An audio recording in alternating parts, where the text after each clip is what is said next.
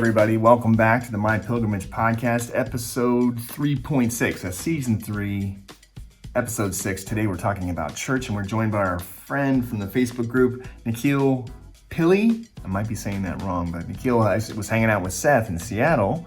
So we all decided to get together because, important point, Nikhil grew up in a Pentecostal church, charismatic church, just like us, but he grew up in an Indian. His family descent is Indian, and he grew up in an Indian charismatic church. We grew up in a kind of, I guess you could say, a white Pentecostal church. So we all kind of got together to swap notes about our upbringing and how it shaped our experience, how it shaped our addiction paths, and how it's shaped our understanding of God and the Bible and Christology and the entire kind of scope of things. So we're going to present that conversation here in its entirety. I'll do, cut down some of the stuff, but we all got together, had some whiskey, and talked about some really good stuff. One note I wanted to put, I got an email from someone talking about this. You'll probably notice if you watch this podcast on YouTube that there's a lot of comments because those episodes are obviously open to the public. We don't make them for the public, but sometimes fundamentalists and very kind of harsh, dogmatic Christians get into some of those episodes, especially the Joshua Harris one, and they make a lot of comments. And I do respond to those, and I tend to respond pretty pointedly.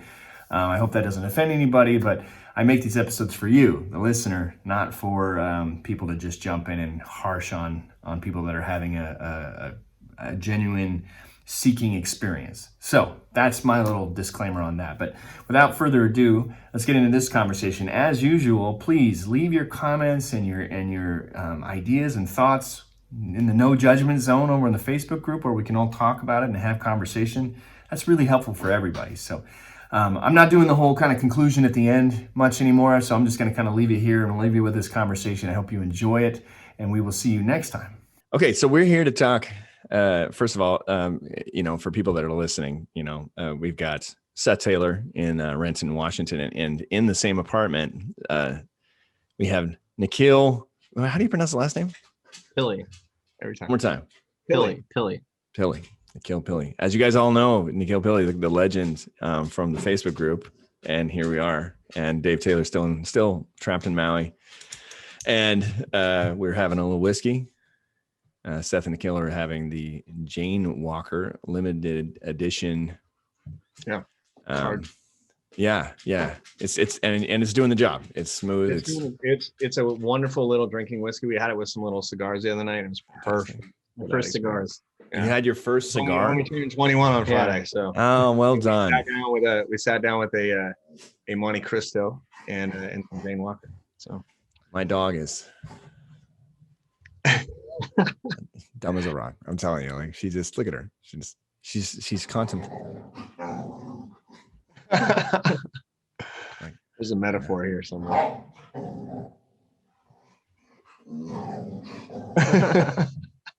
She's playing. She just has this. She's like Micah. She has this imagination, and she does that, and it's hilarious because then she'll like pop up and be like looking around, going, "What is that? What are you doing?" So. All right, man. Well, okay. So so what we're here to do to talk about today is we're going to talk about church. Yes. Okay.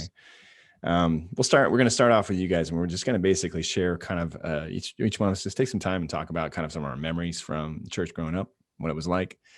Even if you didn't, where you were born. I don't know. Nikhil, did you go to church when you were a kid? Yeah. So you grew up in a Christian church? Hardcore Pentecostal. Oh, Pentecostal. So we got 3 Pentecostals right here. 3 Pentecostals. Oh, wow. Okay. So just maybe a note for, yeah, right. So maybe a note for the users. If you're not familiar, because we don't presume that everybody's familiar with what a Pentecostal is. Seth, why don't you, as the theologian here, give us kind of a little kind of history of what the Pentecostal thing is so that they can be prepared for the weirdness of the stories we're about to tell. Well, the Pentecostalism is it's a bit of a bigger tent. It's a big tent inside the big giant evangelical tent that refers specifically to people that look to the day of Pentecost as dictated in the book of Acts as the true kind of origins of what Christianity is meant to be. So the idea is that the gift of the signs of and the experience of the Holy Spirit through certain signs, speaking in tongues, healing, things like this, are the sign that God is actually with us. And so, depending on what branch of the Pentecostal world you're in, essentially the main expression is what we call charismatic expression. So Pentecostalism was about experiencing God inside certain type of modalities, like speaking in tongues, like prophecy, interpretation, like there was a lot of dancing, there was a lot of physical expression, there was the attempt at healing, which we prayed for a lot of healing. Never saw it, but we prayed for it a lot. So Yeah. But that's the main characteristic of Pentecostalism. Our particular branch, I'm assuming, was different than his, because he was raised in a very East Indian Interesting. Yeah. type of Pentecostalism. So I'm going to let him explain the way it was. With us, it was an expression that was actually born of a certain tent revival experience in the early 20th century in the Northwest. So it had its own kind of certain brand that I think was very culturally very linked to some of the stuff that was happening down in the South in the Appalachian Mountains and places like that. But it was ours was a very white Pentecostalism, very white Pentecostalism. So although we can say that like the African American Pentecostal kind of movement is incredibly charismatic and intense, right? Even more than what we were. I mean, they gave it style, to be honest. Right. So with us, it was funny little kind of fake Running Man dances and stuff like that. But I never saw the running. It was more like the Roger Rabbit. It was that. It was more Roger Rabbit. It was less. It was less running. That thing, that little hop that mom would do. Yeah, you tried to learn. It was hard. It was hard. Bounce hop kind of thing. And we got the idea when she would do it, and she would do it at home and at church. Yeah, we got the idea that was kind of what the Jews did in the Old Testament. That it was that specific. Going around the walls of Jericho. Yeah, that's what I thought. They would always sing the song about the walls of Jericho when they would dance around the church in the kind of conga line. Right.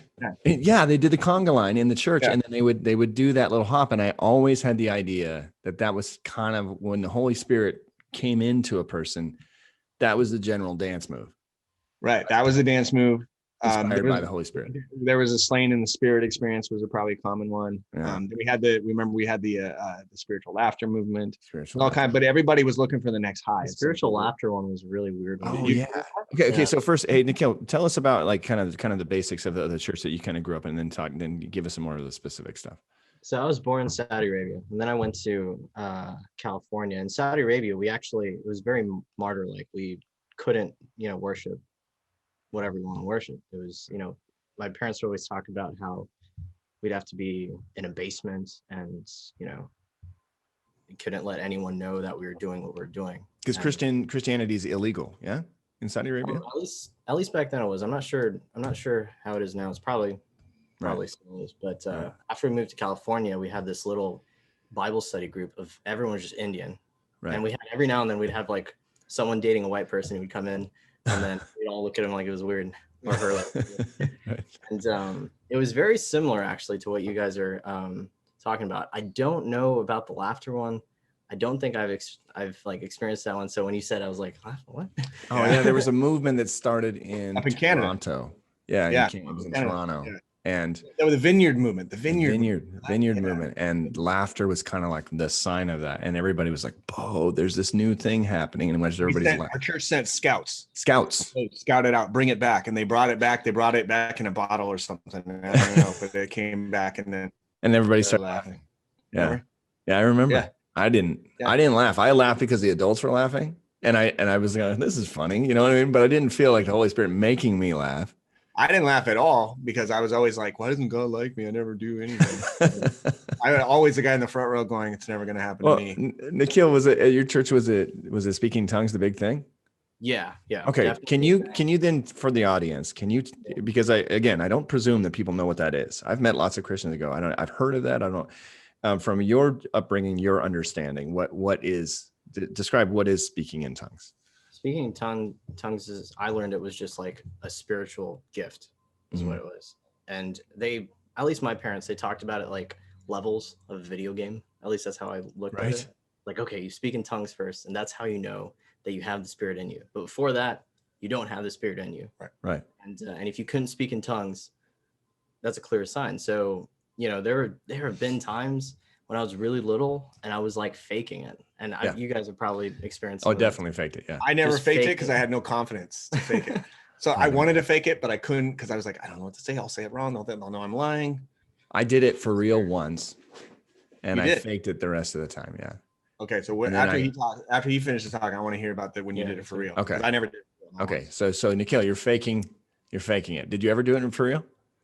You know, at the moment I thought I did, but even in the moment of doing it, I was just like, something seems very off about this. It doesn't, you know, it was this disconnect, and I don't know. It's like you know you're pretending, but you can't stop pretending. Sure. If that makes sense. It's Sure. this disconnect. Yeah. And that's a lot of what I experienced being raised Pentecostal, because and it's that and that mentality, just with all these other spiritual sort of or this religious sort of rituals. So when it came to, you know, for me in the little Bible study thing, I was going to play guitar. Like that's why I first started playing guitar. Yeah. And they wanted me to play guitar. And each time I didn't get to play guitar, I always felt like, oh, like I'm not special anymore. I'm not part of the group. And there was that disconnect too. So I think at the very beginning, it started off as like, you know, probably started off that way with every kid. They just want to belong to something. Mm-hmm. And so they do whatever they have to fake it till they make it to be a part of that. Sure. So they don't feel like the outcast. But right. Yeah. We're tested. Interesting. I'm going to turn on the fan real quick, guys. It's just, I got all the windows closed for sound, so it's getting toasty in here. I didn't know he's doing it for real. That's interesting. Is what? Well, I think that some people experience it, that it's real. But what? Now then we have to go, well, what does that mean? You know? Mm-hmm. So I want to hear about this experience with real, because this is, to this day, I feel like I'm starting to understand how and what speaking tongues is. Mm-hmm. Damn, that's good whiskey. It's so good. But I didn't tell the audience I'm having the Oban 18 year that David's he's making a mistake here, guys. This is a whiskey mistake. He's putting himself in a stratosphere where the norm is getting. No. This bottle I bought for a friend for his birthday, and then he drank most of it and then came over one night and brought it with him and left it here. So then I mentioned to him the next time, so hey, buddy, you left your Oban. He goes, I'll just keep it. You just enjoy it. So I'm enjoying his birthday present that I bought him. But it was really funny because I bought it for him, and then like a year later, I'm at his house. He pulls out the Oban 18 year and he starts pouring glasses, and I'm like, oh my god, where'd you get that? That's amazing. How'd you get an Oban 18 year? I had bought it for him a year ahead, and I completely forgot. And we're sitting there, and he goes, I don't know where I got that. And we sat there for like 10 minutes sipping this whiskey, going, where did you find this? And finally, his wife goes, you guys are ridiculous. She goes, you bought it for him last year for his birthday, and we're both like, oh wow, okay. so now I'm sipping it, and him and I have traded quite a few bottles of really really choice stuff. So and honestly, man, like an 18-year whiskey, that's just pretty high, but it goes so much past that. And for me, if to really leave it behind, I would be like my friend Donald buying the 25-year Macallans and stuff. I'm not gonna. Dude, the one that Sam opened, that Johnny Walker, the blue, the other day. Yeah, and that's like a $350 bottle of whiskey. That's a really good one. He paid $500 for it, I think. Oh yeah, you guys in Washington State, it's really expensive. Yeah, you can get that here for a lot cheaper. The taxes you guys have, the alcohol taxes, are ridiculous. 35%. Anyway, yeah, it's insane. Yeah. Okay, so back to it. I was going to ask you, Nikhil, do you have siblings? Do you have like? Yeah, I have two brothers, one older, one younger. So I'm the do you consider yourself a Pentecostal anymore? No. Okay. Do you any of your brothers? Recently that he's not a Christian anymore. Well, yeah. I've actually broken it to them for a while. It's just my mom, like I was telling Seth this morning, like my mom's in this constant state of denial. So I'll come to her. Wait. You just recently so you've decided that you're not a Christian anymore. Yeah. And you just recently told them? Not recently. I've told them probably after the first 2 years, first year and a half, something like that. Yeah. But my mom is in this, constant state of denial. So every now and then she'll look at me and she'll go, you used to read the Bible all the time. Yeah. What changed? You changed so much. I said, I'm not a Christian. And then she's like, what? Right. And then she does that every time. Yeah. And then she disconnects, and then all the time. It's just that denial. And I don't know when it's finally going to click with her, but yeah. So in terms of looking back on church right now, how old are you? I'm 21 right now. 21, that's right. Just turned 21 on Friday. Man, it's weird saying that. I'm so used to, 20 felt so long. So I'm used to saying I'm 20. Yeah, it's awesome, man. Well, and congratulations.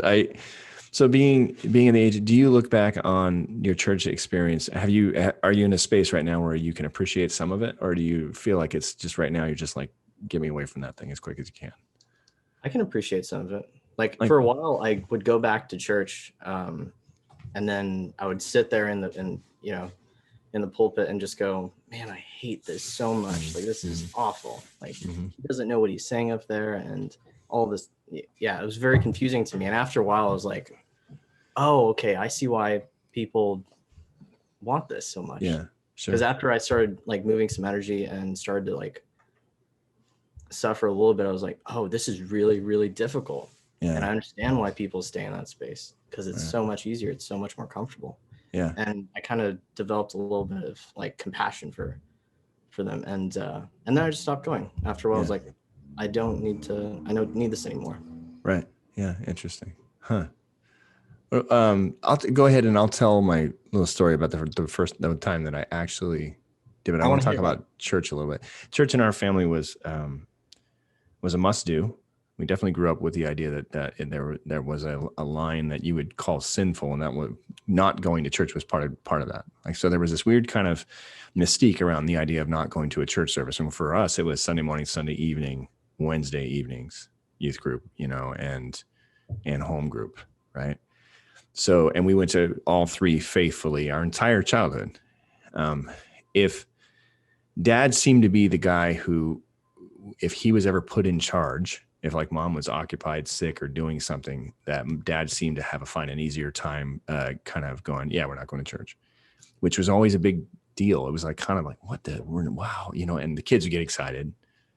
I think it was never actually wanted to be there ever. No, Dad, I don't think Dad ever wanted to go to church. I don't think we never did. Close. Yeah, and we never really wanted to go either. But it wasn't that we didn't have friends. We did have friends, stuff like that. But at our church, there was a lot of yelling and screaming from the pastor. He was a fiery guy, and he would yell and scream, and it was not a pleasant experience. You just kind of were waiting for that to be over. And seeing your friends was nice, but in general, it was just not. And I think Dad probably was having a similar experience, because whenever he was in charge, somehow we'd end up not going to church. Mm-hmm. And if we did, it would just be one service. We go to Sunday morning service or whatever. Can I ask a question real quick? Yeah. So, is your guys' mother the more religious one? Oh yeah, absolutely. Yeah. Okay. If my mom was there, even if, there was times where we lost. This is great. We remember home church. We lost, if she lost her car keys, we would do church at home. Yes. My dad, if it was my dad's situation, if my mom was like, if she was sick or something like that, and she couldn't do anything, my dad would be like, I'm going to church, can't find the car keys. Mom would go, we're setting up pews in the living room. She would do it. Then we would take offering. Jeez. Dad would play we'd get on piano and play a worship service. Dad would preach a sermon from the Bible, the whole 9 yards. She would try to make it even look like church. We would do straight up church, home church. And frankly, like, we were all cool with home church. It was short. It was relatively condensed. And Dad would always make us laugh during the sermons. Yeah. He would, because he'd get up there and he'd go, well, okay, well, today we're going to read from this verse. And he'd read a verse and he'd go, well, what do you think that? This is what I think that means. And we'd all laugh, because you could tell Dad was in on the joke. It's funny, because now being 45, Dad was 42 when he passed away. Mm-hmm. Being 45 and looking back and realizing how I am with my kids in terms of obligations and things like that and stuff. And although my kids don't have church obligations, I definitely look back and go, I wonder how many times he hid the car keys. You know what I mean? I never even thought of that. Of course. Yeah. That's the thing, right? That's the thing. I look back now and I realize he was a functional dude who was going, oh, we got to do this thing again. And on a Sunday, you're tired. You had a long week of work, and you're like, especially during football season, man. And then there was the football. He was season. like Homer Simpson with that. You remember that whole thing in The Simpsons? Homer's contentious relationship with, I want to be at church with football. Yeah. Yeah. He and Dad really, if there was a Seahawks game, he wanted to watch it. Flat out. It was his favorite thing. It was his one reprieve, Yeah. And if there was especially like the All-Star and Major League All-Star game, he loved watching that on TV. And so I look back and I realize now that, Dad was probably pulling some of the strings behind the scenes quite a bit and trying to kind of keep. And I wonder what it would have been like had he not died when we were 12, and what middle school and high school would have been like church-wise in terms of that experience, So I don't know. We don't know. We'll never know. It was My mom married a guy as religious as her, but meaner and doubled on the whole thing. Yeah, our stepfather is not. He's a bit telling on. Me, I was a senior in high school. I had this huge project due the next day, and I said, "Can I just stay home from night church, please? I need to work on this." And no, absolutely not. You will not be allowed to drive the car, and God will not bless your homework. Right. That was the thing, and but that was a real belief, right? The real belief for church. It was interesting because, outside of the substance of the service itself, worship and who was leading worship and who's playing the drums and who's giving the sermon, outside of that experience of church, there's the concept of, do we need to go to church, right? Like, do you to be a Christian? I remember when I went 2000 and I graduated from Maria and I graduated from college. We moved. She took a job with the public health service in New Mexico, and we went down. She was working at a hospital, and I started teaching at a Christian school on a campus. It's on like a village called Rehoboth. It's just outside of Gallup, New Mexico. Most of the students are Navajo kids from the reservation that's real close by. But then there's like a few white kids. It was a missionary school. It was like 100 some years old. It was a Dutch Christian Reformed missionary school. And the church, and there was the Rehoboth church on the campus, and there was and then all the teachers lived on the campus, and then they would all go to the Rehoboth church. And we get there, and at this point, I'm still a practicing evangelical Christian, and I still have a church, and so we start visiting churches, and it turns out that none of them were what we were looking for. A sexy church, we had a sexy church in Anchorage, and go back. It's hard once you start sexy church. It's hard, especially if you really like it. The music is so good at those places. There's a coffee bar in the lobby. Yeah, exactly. And that's key. Like having a coffee bar in the lobby, especially then, it was big, like in the mid 2000s. And so we were really struggling to kind of find, and plus, these little churches and stuff like that, I was struggling to find, so we just stopped going to church first time in our lives. And we started really enjoying our Sundays. We were like, wow, let's go for a hike. Let's go do this. Let's go do that. And then I had a good friend of mine who was meaning well, and he pulls me aside one day. He's a teacher, and he says, "Hey, the administration wanted me to talk about this, and in general, you guys really need to find a church." And I was like, "Why?" And he said, "Well, number one, it's part of your contract as a teacher at the school." And he said, "And number two," he said, you need that spiritual food." And I said, "All right, just stay with me on this." I said, I teach at a Christian school. I live on the campus of the Christian school. All of my friends are teachers at the Christian school. And I play basketball with all of the same guys and the pastor of the church, and 3 times a week. I said, what am I going to get by going up to the building for 2 hours and hearing some worship music that I hear all week, and hearing Rob preach a sermon that's really kind of lame because he's not very good at it? I said, what am I getting? Like, what's happening? And then he's looking at me and he goes, I don't know, man. And I go, I just wanted to check on that. I said, because as far as I can see, every single corner of my life is saturated with this Christian environment. And it's not really doing anything in that, in that way. It's like I'm completely sheltered from everything. And I'm a grown man with 2 kids. I'm like, what are we doing here? And so that's, for me, I remember that was the first conversation I ever had where I really voiced this idea that, like, what is this and why do we do it? Is it necessary for a spiritual life? And I think that we can all say definitively that it's not. No, completely not. I would actually say in some ways it's detrimental. What? Explain that. Elaborate on that. Well, it's not a. Now the word spiritual, of course, is important, right? Like, church is not a spiritual place. It's not a place we go for spirit. It's a construct that is designed by its very nature, from its nature of being in a building that is paid for by a staff and a organization with donations and money and people being paid. The entire structure of the thing is actually the opposite of a spiritual experience. It's a egoic structure designed for one thing: affirm a certain narrative about a certain construct we have of God. That's not a spiritual experience. There's nothing spiritual about it. It's for most people, it resembles more of like an addiction than it does an actual, it's a compulsive experience of affirming a certain narrative. Sure. So it's literally, let's go on Sunday to do more identification with our ego and its structures. and less work with spirit. This is one of the reasons why, remember when we were kids and you'd hear somebody say, man, the woods, the woods, it's nature, that's my church. And we'd be like, that's not church. He's fallen away from God or whatever. Well, you start to realize after a while, like, actually, that's the very nature of moving into nature. Spending time in nature or something like that is an actual spiritual experience, because your spirit, meaning this energetic system that you have that's connected to the ground of God in the universe, right? That is something that actually opens up in nature. Your heart opens, and the less structure, the more spiritual it becomes. The less agenda, the less definition, the less judgment, the more, and it's more of a spiritual experience to have one day with 0 things planned. Everybody here knows that's a spiritual experience, right? To just sit and have no agenda whatsoever, nothing. And then because your whole body orients towards this beingness, which is what spirit is, of course. Right. And of course, that's all over the Bible. That's the model we're given. But instead, we look at the model of the temple, which is the model that Jesus critiqued the hell out of, right? And we think that's the model. But of course, that model is for one reason and one reason only. That's to affirm and idol. And that's what the tabernacle was, the traveling tabernacle through the desert. All of that ended up being an idolatrous structure. And so the idea that you can contain God inside a building, it's interesting. It's an addiction. What are your thoughts on that, man? What does that make you think about? Yeah, it makes me think of I really think when I think about church, I think of tribalism. Tribalism. Yeah, that's the main thing that comes to mind.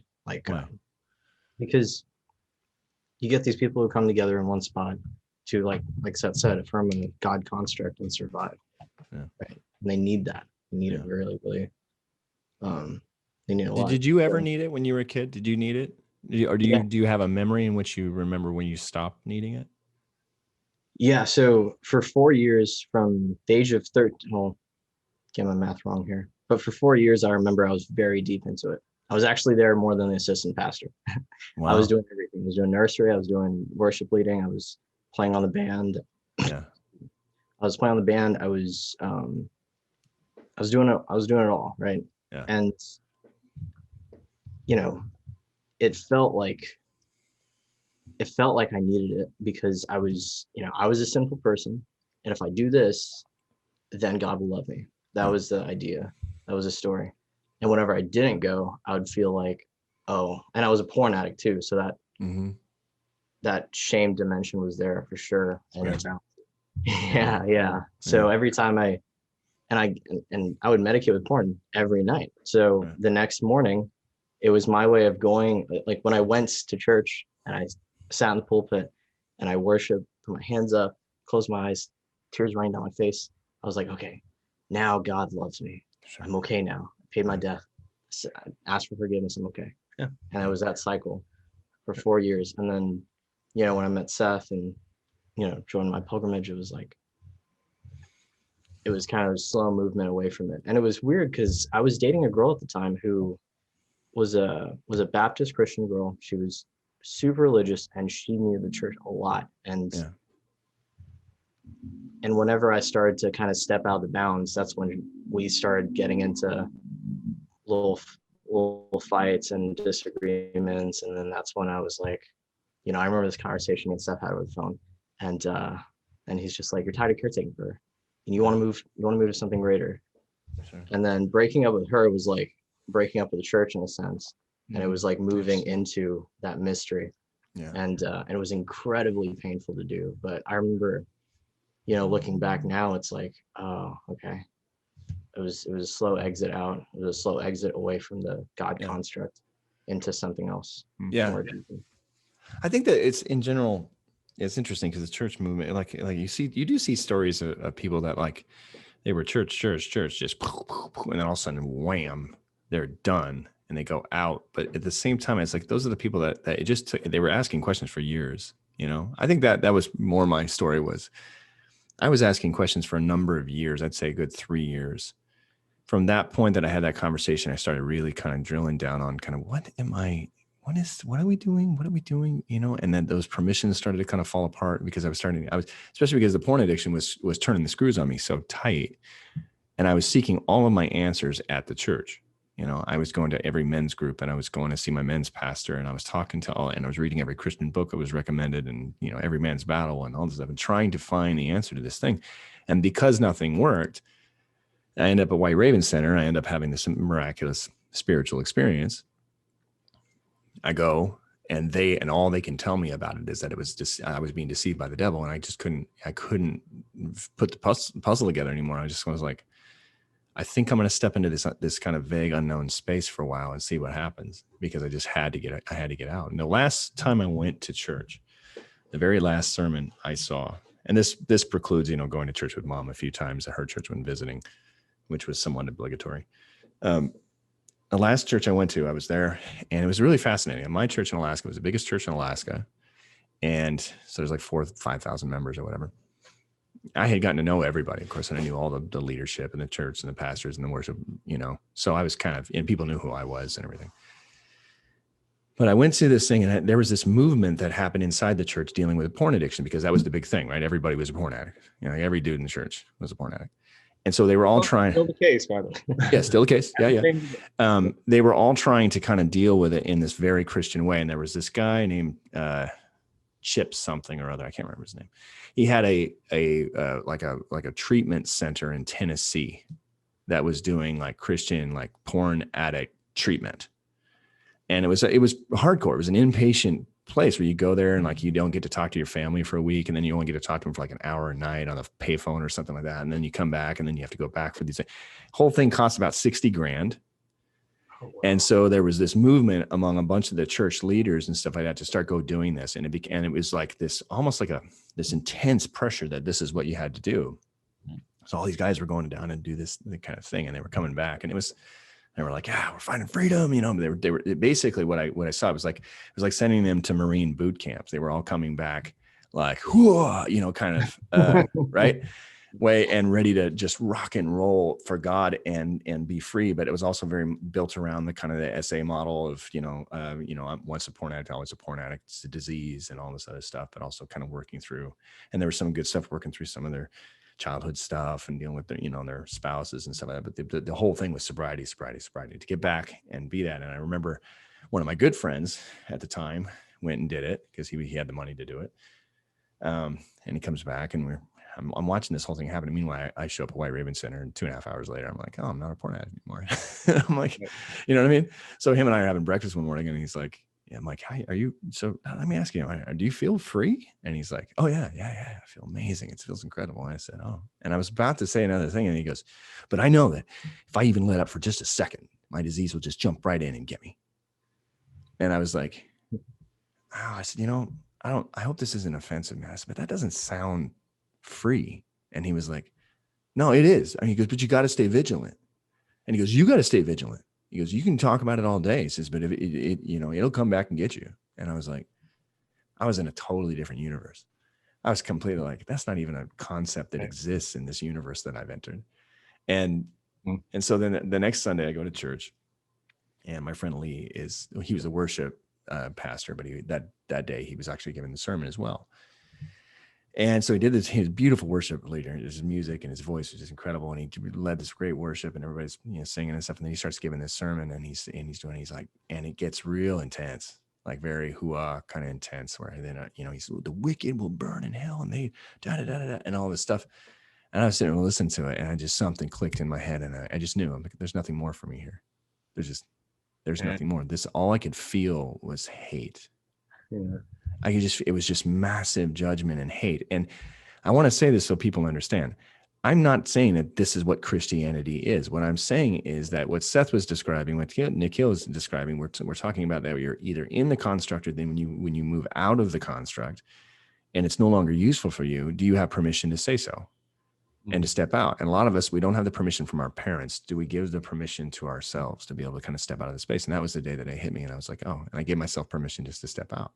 Yep. And go, I don't have to do that. And it was a crazy thing, because the next Sunday I wake up and I'm like, this program that I'd had my entire life to go to church. I was like, you want to go hiking? And Maria's like, yeah, let's go hiking. So we go on this, and it was a beautiful day, man. It's this lovely hike in the Chugach Mountains in Alaska. And I remember having this very spiritual experience up there, just feeling intense love and acceptance and kindness, and just going, okay, this is my church now. I get to do this experience. So it's just such a crazy, what is church? You know, I guess like maybe that's the title for this podcast episode, is what is church? So like, if I was to ask you guys, like, for you now, what is church for you now? Yeah. Well, that's funny you can say that. I reckon you said, what is church? I got the entire history of where the word comes from, the etymological history. Do it. Well, let's hear that first. Well, that phrase is borrowed from Romans, right? It was places of sacrifice to the gods. So there was the big temples in the various places in Rome and places like that, but then there was little churches everywhere, you know. So there's little churches with places where people could go and offer their sacrifices. Yeah, and that's where the word came from. Interesting you say that, because in Rome, right, the Catholic churches that are in Rome are all built on the ruins of those churches. Right. Yeah, it's really fascinating, and some of them are not so much ruins as in it's just a redesign of the building, but most of them are built on top of them. That's really interesting. A profound amount of the Christian mythology, you know, when it comes to the mythological things around Jesus and stuff like that, are actually borrowed from Roman mythology. Right. And so the entire concept of the Son of God and the 3 days and the resurrection, all those concepts. I'm not saying that it did or didn't happen, but they're literally a mirror of Rome. No, that story is ancient, actually. That to a T, the three days dead, coming back up, the whole kind of thing. Son of God, born of a virgin. That was a Roman. That was the story they told about Caesar, right? Yeah. Right.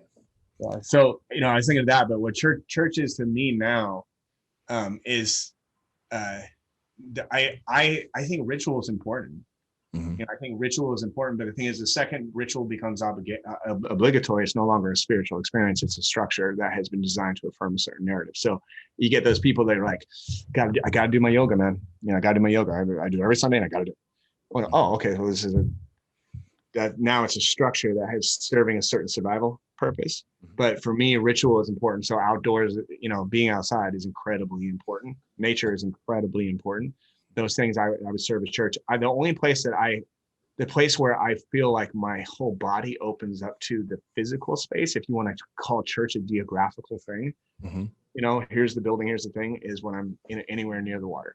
When I am near, especially salt water, if I stand on a beach, my whole body goes into a state of worship and the state of gratitude. Interesting. And that's why I desire to be on the water so much. We were just down by Lake Washington, and something happens to me that says this is where I belong. I don't have to be here, but there's something here for me, which I think is ultimately what church, the intention of it is that we would come here and there would be something here for us, right? Like what you said to that guy, where he's like, what's there for me? And that was the thing. It was funny. It was interesting that the stories you have about what kind of made you leave, because I had the same thing. Like my last church I went to, I still remember my pastor doing a 2-month series on sexual addiction, and my addiction had ended.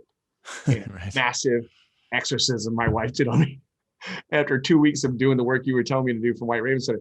And I still remember I show up on a Sunday, and it's his last sermon of the giant series to hold himself accountable because he's a porn addict. And literally that's what he said. I do this to hold myself accountable. And he gets up there and he says, I'm sitting there and I've been going, this is what in the world? And my wife goes, she's sitting there and she'd been started already going, man, this is not normal. And he gets up there and the last thing he says to conclude the series was, guys, let's face it. Once you're an addict, you're always an addict. But with God's help, we can be free. And I think I wrote that in the book. And I just went, and then I put it over to Amy and I go, we can't go here anymore. And she goes, good. And that was it. That was the last church we ever went to. And that was up and done. Scene. And it was funny, is the only church I've been in since is the one church I've been invited to speak in.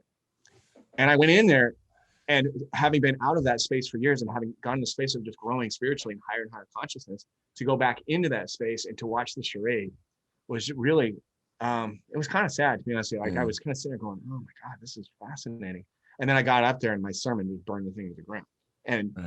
And like literally the pastor's never spoken in sense. Like, well, one time I texted him a bunch going, hey, any feedback on how it was? And he said, it created a lot of movement, pretty tough for people to handle. Thanks. Took me 2 months to get paid for it. And I was literally it was fascinating because all I did was show them the gap between what they believe and what they actually believe. It's similar to how Pete Rollins, the last time he ever spoke at Mars Hill, I don't know if you remember that Mars Hill in Michigan, this is after Rob had already left, right? And he gets up there and he's like, hey, thank you guys for having me here. It's so great that you guys come here. I mean, every Sunday, it's amazing. He goes, do you know there's people that actually do this? They're like every Sunday. So they go to church every single Sunday. He's just literally looking at him like, I mean, they do that their whole lives. And he goes, and it's great though. He goes, if you're one of those people, don't be offended. It's great because then these guys, and he points to the pastor, he goes, that way they don't have to get real jobs. They don't have to get real jobs. It's great. He said it's great. His accent makes it so much funnier, right? But it's funny because of course he never got invited back, right? Because you're saying the emperor has no clothes, and in the second, that's how I ended up, disrupting and the whole thing, the leadership of that church that I went to and stuff like that. Because I was like, wait a minute, this is not real. Sure. And the second you start going, the emperor is bloody naked, you gotta go. But there is no, everybody goes through the stage where they're like, well, we can do it better. We can do it in a more awakened way. We can do it. Yeah. It's not a thing. Everybody goes through that stage. And then you realize after a while, like, oh, it is the very nature of trying to put borders around it that turns it into an idol. Yeah. That's the thing. You try to turn it into this masculine egoic thing. It's not it's not real anymore. It's not true. So what about you, Nikhil? What is church for you now? How do you see it? And how do you understand it? Well, it's really interesting because like I was raised in the church. So a lot of what I know, I parallel with the Bible, but I wouldn't call myself Christian necessarily because I'm Indian, right? I'm probably more Buddhist and Hindu than Christian.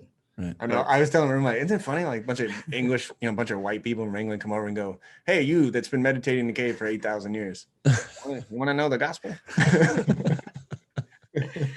Yeah. So I'm like trying to explore that. But I guess church to me, like if I look at, what a church is, I feel like if you take the dogma out of anything, out of church, it becomes something meaningful. Right. Explain that. Explain what you mean by that.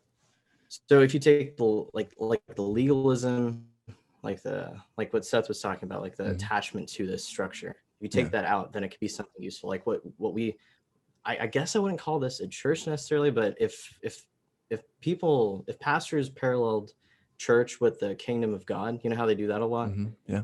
Then, I mean, that's a useful thing to say if you look at the kingdom of God as within all of us. Sure. So if we talk about the church, I see it as just all of us. Right. All of us on this journey, we're on different paths. And I'd say that's the church. This movement, this humanity is the church. It's what you're saying totally wraps into kind of my thought too. The closest thing that I've had to what I would call a church up to this point was like going to White Raven Center they have these weekend workshops that they do once a month. By the way, I'm going next month. And you are? Yeah, I am. And I got a friend here who's looking to do some healing, and he wants to understand it. He doesn't. And I said, what are you doing in June? You want to go up for a weekend in Alaska? And he was like, yeah. So we're popping up for the weekend. Nice. And and for me, one of the interesting things is it's exactly what you're just saying. Like if you were in an environment where a bunch of people were meeting, if that was a basic tenet of what a church is a bunch of people getting together. There's a place in Greece near the Acropolis, and it's a big rock stone. It's just outside, just off the main rock. It's called Mars Hill, and a lot of churches are named after that and that kind of thing. I got a rock from Mars Hill. Yeah, I brought it back. I was against the rules. I could have gotten a lot of trouble for that. And this is where Paul spoke. But this is where all the elders of Athens would get together, and the philosophers and Socrates and Plato and all these guys, and they would debate. They would discuss philosophy. It was basically the unknown God was, right? What's that? Statue of the unknown God was there on Mars Hill? And honestly, I don't know. I know there was a place up there where they did that. I don't know if it was specifically on this rock, because it's a very specific rock, and it's literally like maybe the size of this room, this little bedroom, in terms of the top of it, like where you would sit. It's an amazing place because when you get up on top of it, you go, "This is it." Oh, well, okay. But the coolest thing is that the Acropolis is right behind it, right? The Acropolis is right, and so there's the temple, and there's there's the Pantheon, the Parthenon, and the temple of Nike, Athena, and just all. It's incredible. The view is jaw dropping, like from but it's just this little rock, and when you're sitting on top of it, then you start kind of thinking about, all these wise philosophers and people getting together and discussing these ideas. Nobody was allowed to kind of shut down an idea. One of the things about Greek philosophy that was really important is that dogma was considered unenlightened, and that, so they had a religion for sure, and they had these things, but Greece versus Rome was quite different in that way, in the way that they practiced and understood dogma. And so when you're there, it's kind of interesting to go, yeah, I would love to get together on a Sunday morning, like every Sunday, with people and just talk about ideas, about experience and ideas. When you go to White Raven and you go in there and you'll be sitting in a room with 20 people on a Friday night when you start the workshop.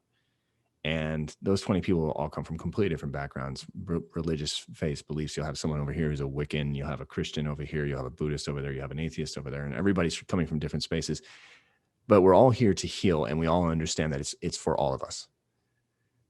This thing is for all of us. The Spirit is for all of us. And the Spirit is motivated to heal all of us, not to dogmatize us or to convert us into anything but healing.